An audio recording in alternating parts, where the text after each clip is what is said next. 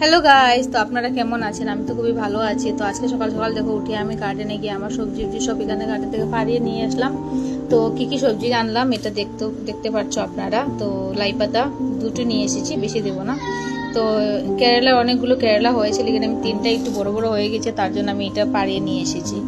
কেন কি নিতে বেশি বড় হয়ে গেলে না ওটা বীজ হয়ে যায় না, তো খেতে ভালো লাগে না। আর এইটা হলো কচু, কৃষ্ণ কচু, রাধা কচু। তো যার যার খুঁজলি বেশি না তারা কচু নিতে পারো আমার গার্ডেন থেকে। তো অনেকগুলো এখানে কচু শাক উঠিয়ে নিয়েছি। কচু শাক দিয়ে আজকে খুব নিরামিষ একটা সবজি বানাবো, একদম খুবই টেস্টি করে। এখানে বিনস সব সব মতলব যা কিছু সবজি আমার সবজি বাগানে আছে।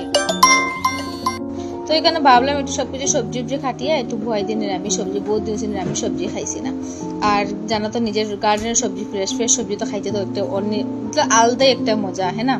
তো এখানে তাহলে বই গেছে। আর বাইরে বইছি কেন, বাইরে একটু খুবই মতলব বাতাস চলতো আসিল, তো তার জন্য একটু বাইরে তো ফ্রেশ হাওয়ার মধ্যে একটু মজাই লাগে না। এটা দেখো একটু ধ্যান দিতে পারছে না করে, ঝিঙ্গাটা পুরো ভিতরে একদম পুরো শুকাই গেছে, একদম কিরকম গেছে।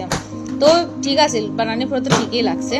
তো ফাইনালি এখানে আমার সবজি কাটাও শেষ হয়ে গেছে অলমোস্ট। আর এখানে আমার সবজিটা ধরুন আমি সবজি বানাইও লাইছি।